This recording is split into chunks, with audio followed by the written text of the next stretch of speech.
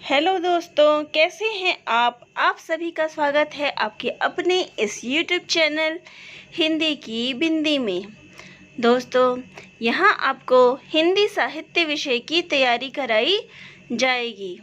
तो दोस्तों, आज हम जो विषय ले रहे हैं वह है आचार्य हजारी प्रसाद जी का जीवन परिचय। तो आइए हम इसे शुरू करते हैं।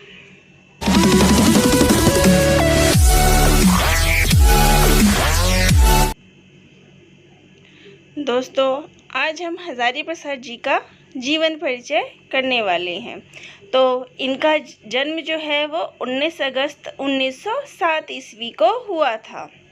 इनकी मृत्यु 19 मई 1979 ईस्वी को हुई थी। इनका जन्म स्थान जो है वो उत्तर प्रदेश है। उत्तर प्रदेश में बलिया जिले से है। इनके पिताजी का नाम जो है वो श्री अनमोल द्विवेदी है। इनकी माताजी का नाम श्रीमती ज्योतिषमती था और हजारी प्रसाद द्विवेदी जी के बचपन का नाम वैद्यनाथ द्विवेदी था। और ये किस किस विधा में लिखते थे? ये निबंधकार, आलोचक और उपन्यासकार थे। तो इनका जन्म परिचय। हजारी प्रसाद द्विवेदी जी का जन्म 19 अगस्त 1907 ईस्वी को बलिया जिले के आरत दुबे का छपरा नामक ग्राम में हुआ था। इनके पिता संस्कृत के प्रकांड पंडित थे। द्विवेदी जी की प्रारंभिक शिक्षा गांव में हुई थी। इसके पश्चात ज्योतिष विषय लेकर आचार्य की परीक्षा उत्तीर्ण की थी। द्विवेदी जी शिक्षा के पश्चात 1950 ईस्वी में शांति निकेतन में गए और हिंदी विभाग में शिक्षक के पद पर कार्यरत रहे। द्विवेदी जी स्वभाव के सरल और उदार थे। ये संस्कृत, हिंदी, अंग्रेजी भाषा के विद्वान थे। 1950 ईस्वी में इन्होंने BHU में हिंदी विभाग जो है उसके ये प्रमुख बने। द्विवेदी जी 1960 ईस्वी में पंजाब विश्वविद्यालय चंडीगढ़ में कार्यरत रहे। 1957 ईस्वी में द्विवेदी जी को पद्म भूषण पुरस्कार मिला। 1973 ईस्वी में आलोक पर्व निबंध के लिए इन्हें जो है वो साहित्य अकादमी पुरस्कार मिला हुआ है। अब इनकी आलोचनात्मक रचनाएं हैं सूर साहित्य, हिंदी साहित्य की भूमिका, प्राचीन भारत के कलात्मक विनोद, कबीर, नाथ संप्रदाय, हिंदी साहित्य का आदिकाल, आधुनिक हिंदी साहित्य पर विचार, साहित्य का मर्म, मेघदूत एक पुरानी कहानी, लालित्य तत्व, साहित्य सहचर, कालिदास की लालित्य योजना, मध्यकालीन बोध का स्वरूप, हिंदी साहित्य उद्भव और विकास, मृत्युंजय रविंद्र, सहज साधना। तो ये जो है मुख्यतः जो है वो इसी के लिए प्रसिद्ध है। ये साहित्यिक रचनाओं के लिए जो है वो प्रसिद्ध है। निबंध, इनके द्वारा लिखे गए निबंध कौन से हैं? अशोक के फूल, कल्पलता, विचार और वितर्क, विचार प्रवाह, कुटज, विष के दंत, नाखून क्यों बढ़ते हैं, प्रबंध चिंतामणि, लाल कनेर। ये जो है द्विवेदी जी के द्वारा लिखे गए निबंध है। अब इनके उपन्यास कौन कौन से हैं? बाणभट्ट की आत्मकथा 1946 ईस्वी, चारुचंद्र लेख 1963 ईस्वी, पुनर्नवा 1973 ईस्वी, अनामदास का पोथा 1976 ईस्वी। अब इनके द्वारा संपादित ग्रंथ कौन कौन से हैं? नाथ सिद्धों की बानियाँ, रासो। इनकी कहानियाँ कौन कौन सी है?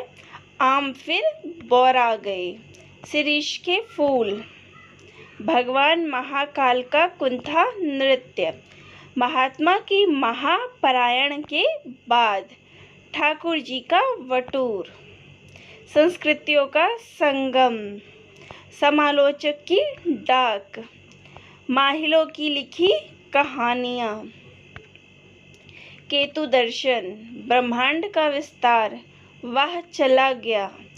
साहित्यिक संस्थाएं क्या कर सकती है, हम क्या करें, मनुष्य की सर्वोत्तम कृति साहित्य, आंतरिक सुनिश्चितता भी आवश्यक है, समस्याओं का सबसे बड़ा हल, साहित्य का नया कदम। तो ये जो है वो इनके द्वारा लिखी गई कहानियाँ हैं। आदिकाल के अंतर प्रांतीय साहित्य का ऐतिहासिक महत्व। अब जो है वो है आचार्य हजारी प्रसाद द्विवेदी से संबंधित पुस्तकें, जो पुस्तकें उनके ऊपर लिखी गई है। शांति निकेतन से शिवालिक्स, ये जो है वो शिव प्रसाद सिंह के द्वारा लिखा गया है 1967 ईस्वी में। दूसरी परंपरा की खोज, ये नामवर सिंह ने 1982 ईस्वी में लिखा है। हजारी प्रसाद द्विवेदी, विश्वनाथ प्रसाद तिवारी ने 1979 ईस्वी को लिखा है। साहित्यकार और चिंतक आचार्य हजारी प्रसाद द्विवेदी, ये लिखा है डॉक्टर राममूर्ति त्रिपाठी ने 1997 ईस्वी को। आचार्य हजारी प्रसाद द्विवेदी, व्यक्तित्व और कृतित्व, ये लिखा है डॉक्टर व्यासमणि त्रिपाठी ने 2008 को। व्योमकेश दरवेश, आचार्य हजारी प्रसाद द्विवेदी का पुण्य स्मरण, ये जो है वो जीवनी और आलोचना है, ये लिखा है विश्वनाथ प्रसाद त्रिपाठी ने। हजारी प्रसाद द्विवेदी समग्र पूर्णावलोकन, ये लिखा है चौथीराम यादव ने 2012 ईस्वी में। आचार्य हजारी प्रसाद द्विवेदी की जय यात्रा, ये लिखा है नामवर सिंह ने। अब जो है हम आचार्य हजारी प्रसाद द्विवेदी जी की भाषा देखते हैं कि उनकी भाषा कैसी थी, वो कैसी भाषा में लिखते थे। उनकी वो जो है वो दो तरीके से लिखते थे, एक जो होती थी वो सरल साहित्यिक भाषा होती थी और दूसरी जो है वो संस्कृतनिष्ठ भाषा है। तो पहले हम सरल साहित्यिक भाषा देखते हैं। द्विवेदी जी की भाषा शुद्ध साहित्यिक खड़ी बोली है। उन्होंने भाव और विषय के अनुसार भाषा का प्रयोग किया है। सारा देश आपका है, भेद और विरोध ऊपरी है, भीतरी मनुष्य एक है। इस एक को दृढ़ता के साथ पहचानने का यत्न कीजिए। यह सामान्य निबंधों में मिलता है। इसमें उर्दू और अंग्रेजी के शब्दों का समावेश हुआ है। अब उनकी संस्कृतनिष्ठ भाषा कौन सी है, तो यह रूप उनकी आलोचनात्मक रचनाओं में मिलता है। इसमें संस्कृत के तत्सम शब्दों की प्रधानता होती है। यह भाषा स्वाभाविक और प्रवाहपूर्ण है। प्रसंग अनुकूल हास्य व्यंग तथा कहावतें एवं मुहावरों का प्रयोग करके अपनी भाषा को जो है उन्होंने वो सजीव बनाया है। अब उनकी शैली किस प्रकार की है, इनकी बाणभट्ट की आत्मकथा जो है वो गद्य शैली से लिखी गई है।